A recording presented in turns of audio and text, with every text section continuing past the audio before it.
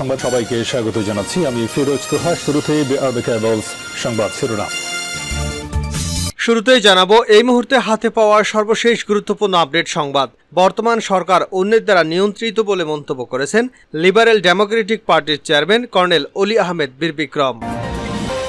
এবারে জানাবো দেশের বিভিন্ন স্থানে উপজেলা পরিষদ নির্বাচনের সহিংসতায় ৩৩ জন আহত হয়েছেন। এসব ঘটনায় পুলিশ ৮ জনকে গ্রেপ্তার করেছে। পাবনার সুজানগরে ২ চেয়ারম্যান প্রার্থীর সমর্থক ও পুলিশের ত্রিমুখী সংঘর্ষে ৪ পুলিশ সহ ১২ জন আহত হয়েছেন। তাদের মধ্যে ২ জন গুলিবিদ্ধ হয়েছেন। জানাবো প্রচলিত বাজারে পোশাক রপ্তানিতে ভাটা, আশার আলো নতুন বাজারে। এবারে থাকছে সামনে উপজেলা নির্বাচন। এই ভোটে অংশ নেওয়া মন্ত্রী এমপিদের স্বজনদের সরে দাঁড়াতে বলেছেন আওয়ামী লীগ সাধারণ সম্পাদক ওবায়দুল কাদের। এদিকে সুন্দরবনের ভয়াবহ আগুন এখনো চলছে, কারণ খুঁজতে কমিটি করা হয়েছে।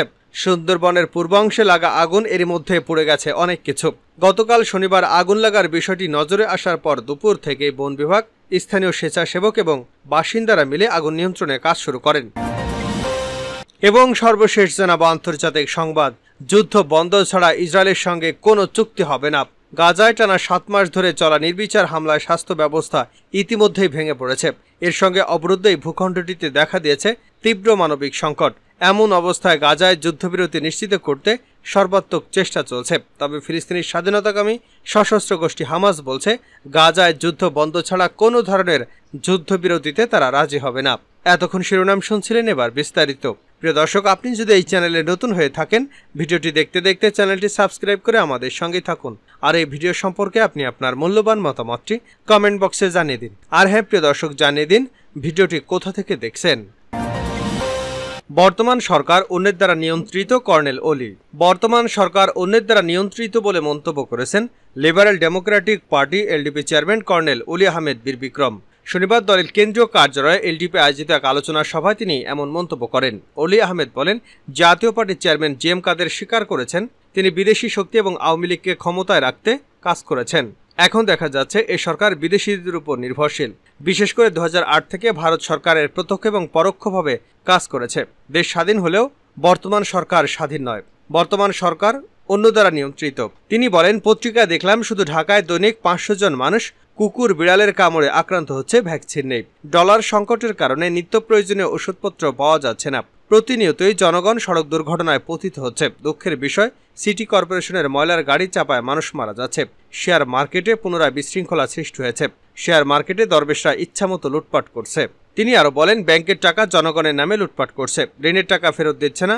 যে যা লুট করছে তার তালিকা বাংলাদেশ ব্যাংক প্রকাশ করে নাই। টাকা পাচারকারীদের কোনো তালিকা প্রকাশ করে নাই। বাংলাদেশ ব্যাংক প্রতিনিয়ত টাকা ধার করে দৈনন্দিন কাজ পরিচালনা করছে। টাকা পাচারের কারণে বাংলাদেশ ব্যাংক এবং অন্যান্য ব্যাংকের অবস্থা খুবই নাজুক অবস্থায় রয়েছে। এর সাথে সরকার দলীয় রাজনৈতিক ব্যক্তিরাই জড়িত। টাকা পাচারকারী এবং লুটপাটকারীদের তথ্য ফাঁস হবে বিধায় বাংলাদেশ ব্যাংক অলিখিতভাবে সাংবাদিকদের প্রবেশাধিকারে বিধিনিষেধ আরোপ করেছে।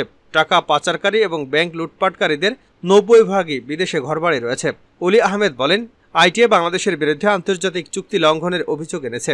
আইটিএভুক্ত বিমান পরিবহন সংস্থাগুলোর কাছে পাওনা দাঁড়িয়েছে ৩২ কোটি ৩০ লাখ ডলার। এই পাওনা পরিশোধ না করলে বাংলাদেশে আন্তর্জাতিক বিমানগুলো নামবে কিনা সন্দেহ আছে। গ্যাসের অভাবে অনেক কারখানা বন্ধ, ফলে শ্রমিকেরা অনেকে বেতন পাচ্ছে না, ব্যাংকের দেনা পরিশোধ হচ্ছে না, যন্ত্রপাতি নষ্ট হচ্ছে, মালিকরা সর্বশান্ত হয়ে যাচ্ছে। তিনি বলেন, বর্তমান সরকারের আমলে চট্টগ্রাম, চন্দনাইশ, পুটিয়া, সীতাকুণ্ড, মিরেশরাই, ফটিকছড়ি সহ পাহাড় কেটে ইটের ভাটা বানানো হচ্ছে এবং বসতি স্থাপন করছে। এতে পরিবেশের ভারসাম্য নষ্ট হচ্ছে। নিত্যপণ্যের দ্রব্যমূল্যের ঊর্ধ্বগতি, ডলার সংকটের কারণে কাঁচামাল আমদানি করা সম্ভব হচ্ছে না, ফলে দ্রব্যমূল্য বেড়েই চলেছে। বিদ্যুতের ঘন ঘন লোডশেডিং এর ফলে উৎপাদন ব্যাহত হচ্ছে। গ্যাসের দাম সরকার কয়েক দফা বৃদ্ধি করায় উৎপাদন খরচ বেড়েছে, ফলে পণ্যের মূল্য বৃদ্ধি পাচ্ছে। উপজেলা নির্বাচনে বিভিন্ন স্থানে সংঘর্ষ, গুলি, ভাঙচুর, আহত ৩৩। দেশের বিভিন্ন স্থানে উপজেলা পরিষদ নির্বাচনে সহিংসতায় ৩৩ জন আহত হয়েছেন। এসব ঘটনায় পুলিশ ৮ জনকে গ্রেপ্তার করেছে। পাবনার সুজানগরে ২ চেয়ারম্যান প্রার্থীর সমর্থক এবং পুলিশের ত্রিমুখী সংঘর্ষে ৪ পুলিশ সহ ১২ জন আহত হয়েছেন। তাদের মধ্যে 2 জন গুলিবিদ্ধ হয়েছেন। মাদারীপুরে প্রতিপক্ষের 2 কর্মীকে কুপিয়ে জখম করা হয়েছে। মাগুরা শ্রীপুরে চেয়ারম্যান প্রার্থীর সংঘর্ষে আহত হয়েছেন অন্তত 10 জন। এ সময় নির্বাচনী অফিস ও যানবাহন ভাঙচুর করা হয়। নাটোরের বাগাতিপাড়ায় চেয়ারম্যান প্রার্থী বিএনপি নেতার উপর হামলায় 5 জন আহত হয়েছেন। বরিশালে নির্বাচনী সহিংসতার খবর সংগ্রহ করতে গিয়ে 3 সাংবাদিক মারধরের শিকার হয়েছেন।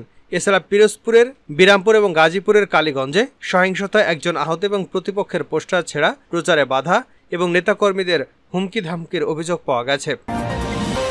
প্রচলিত বাজারে পোশাক রপ্তানিতে ভাটা, আশার আলো নতুন বাজারে। নানা জটিলতা এবং রাজনৈতিক সমীকরণের কবলে পড়ে যুক্তরাষ্ট্রের বাজারে বাংলাদেশি তৈরি পোশাক রপ্তানি ক্রমশ কমছে। একই সঙ্গে কাঙ্ক্ষিত প্রবৃদ্ধি আসছে না ইউরোপ, কানাডার মতো প্রচলিত বাজারেও। তবে রপ্তানির লক্ষ্যমাত্রা রেকর্ড ছাড়িয়ে আসার আলো দেখাচ্ছে নতুন বাজার, চীন, রাশিয়া এবং তুরস্ক ও মধ্যপ্রাচ্য। বাংলাদেশে পোশাক প্রস্তুত এবং রপ্তানিকারক সমিতি বিজিএমএ সর্বশেষ তথ্য অনুযায়ী চলতি অর্থবছরে 10 মাসে যুক্তরাষ্ট্রের বাজারে তৈরি পোশাক রপ্তানি কমেছে 2.58%। আগের অর্থ বছরে এ সময় 5,609 মিলিয়ন মার্কিন ডলার পণ্য রপ্তানি হলেও এবছর তা 5,464 মিলিয়নে নেমেছে।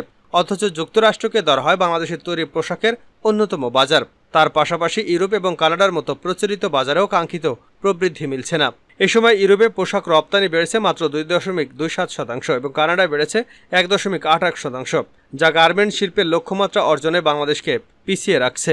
ইন্টারন্যাশনাল বিজনেস ফোরামের চেয়ারম্যান এস.এম. আবু তৈয়ব বলেন, যুক্তরাষ্ট্রে কমেছে পোশাক বিক্রি, এতে বাংলাদেশ থেকে পোশাক কেনাও কমিয়েছে দেশটি। শুধু বাংলাদেশ নয়, চীন ও ভিয়েতনাম থেকেও পোশাক কেনা কমিয়ে দিয়েছে যুক্তরাষ্ট্র, কানাডা ও ইউরোপের বিভিন্ন দেশ। বিজেপির প্রথম সহসভাপতি সৈয়দ নজরুল ইসলাম বলেন, বাংলাদেশ 2030 সাল নাগাদ যে $100 বিলিয়ন লক্ষ্যমাত্রা লক্ষ্যমাত্রা নির্ধারণ করেছে, সেটি পূরণ করতে কাঙ্ক্ষিত মাত্রায় অর্ডার মিলছে না। মূলত চলমান অর্থনৈতিক মন্দার কারণে যুক্তরাষ্ট্র, কানাডা এবং ইউরোপের দেশগুলোতে পণ্যের চাহিদা কমে গেছে, যার প্রভাব পড়ছে অন্যান্য দেশের পণ্য রপ্তানিতে। মন্ত্রী এমপিদের স্বজনদের সরে দাঁড়াতে বললেন ওবায়দুল কাদের। সামনে উপজেলা নির্বাচন, এই ভোটে অংশ নেওয়া মন্ত্রী এমপিদের স্বজনদের সরে দাঁড়াতে বলেছেন আওয়ামী লীগ সাধারণ সম্পাদক ওবায়দুল কাদের।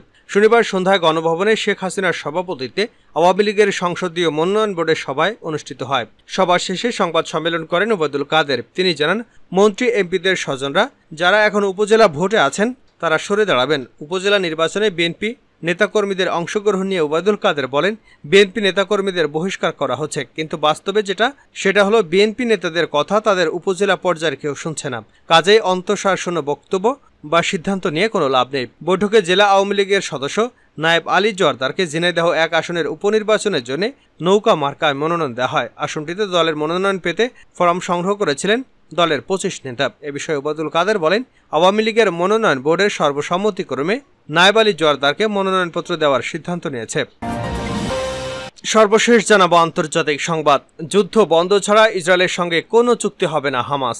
গাজায় টানা 7 মাস ধরে চলা নির্বিচার হামলায় স্বাস্থ্য অবস্থা ইতিমধ্যেই ভেঙে পড়েছে। এর সঙ্গে অবরুদ্ধ এই ভূখণ্ডটিতে দেখা দিয়েছে তীব্র মানবিক সংকট। এমন অবস্থায় গাজায় যুদ্ধবিরতি নিশ্চিত করতে সর্বাত্মক চেষ্টা চলছে। তবে ফিলিস্তিনের স্বাধীনতাকামী সশস্ত্র গোষ্ঠী হামাস বলছে, গাজায় যুদ্ধ বন্ধ ছাড়া কোনো ধরনের যুদ্ধবিরতিতে তারা রাজি হবে না। যদিও ইসরায়েলের সঙ্গে হামাস যুদ্ধবিরতির জন্য আলোচনায় রাজি হয়েছে এবং যে কোনো সময় যুদ্ধবিরতির ঘোষণা আসতে পারে বলে বিভিন্ন সংবাদ মাধ্যমে দাবি করা হয়েছে। শনিবার মধ্যরাতে হামাসের এক জ্যেষ্ঠ কর্মকর্তা এ তথ্য নিশ্চিত করেছেন। তিনি জানিয়েছেন, হামাস গাজায় যুদ্ধবিরতির এমন কোনো প্রস্তাবে কোনোভাবেই একমত হবে না যেটাতে স্পষ্টভাবে যুদ্ধের সম্পূর্ণ সমাপ্তির কথা অন্তর্ভুক্ত থাকবে না। নাম প্রকাশে অনিচ্ছুক হামাসের ওই কর্মকর্তা গাজায় আগ্রাসন বন্ধের বিষয়টি যুক্ত না করে কেবল ইসরায়েলি বন্দী মুক্তির প্রচেষ্টার নিন্দা জানিয়েছেন। হামাসের ওই কর্মকর্তা বলেছেন, হামাস কোনো অবস্থাতেই এমন চুক্তিতে সম্মত হবে না যেটা গাজায় যুদ্ধ বন্ধের বিষয় স্পষ্টভাবে অন্তর্ভুক্ত থাকবে না। যুদ্ধের সম্পূর্ণ অবসান এবং সমগ্র গাজা উপত্যকা থেকে দখলদার ইসরায়েলি বাহিনীর প্রত্যাহার ছাড়া কোনো চুক্তি হবে না। এর আগে শনিবার ইসরায়েলের উচ্চ পর্যায়ের কর্মকর্তা বলেন, যুদ্ধের অবসান ঘটানোর যে দাবি হামাস করছে তা চুক্তিতে পৌঁছানোর সম্ভাবনাকে ব্যর্থ করে দিচ্ছে। এপি বলছে, হামাস ও ইসরায়েলের 2 কর্মকর্তার বক্তব্য এমন এক সময় সামনে এলো যখন প্রায় 7 মাসের যুদ্ধে প্রস্তাবিত যুদ্ধবিরতির বিষয়ে প্রতিক্রিয়া জানাতে শনিবার হামাসের আলোচকরা মিশরে গেছেন। ব্রিটেনের প্রকাশিত বিবরণ অনুসারে সম্ভাব্য একটি চুক্তির প্রস্তাবের বিষয়ে হামাসের জবাবের অপেক্ষা করছে মিশর, কাতার এবং যুক্তরাষ্ট্রের মধ্যস্থকারীরা। এই চুক্তি হলে 40 দিনের জন্য যুদ্ধ বন্ধ হবে এবং ইসরায়েলি কারাগারে ফিলিস্তিনিদের বন্দীদের সঙ্গে গাজায় আটক বন্দীদের বিনিময় করা হবে। হামাস কর্মকর্তারা জানিয়েছেন কোনো ধরনের অগ্রগতি ছাড়াই এদিনের আলোচনা শেষ হয়েছে। ওই কর্মকর্তা বলেছেন, হামাস এই চুক্তিটিতে সম্পূর্ণ এবং স্থায়ী যুদ্ধবিরতির চুক্তি বলে একটি সুস্পষ্ট এবং পরিষ্কার বিধান অন্তর্ভুক্ত করতে অনুরোধ করেছেন এবং ইসরায়েল এখন পর্যন্ত বিষয়টি মানেনি।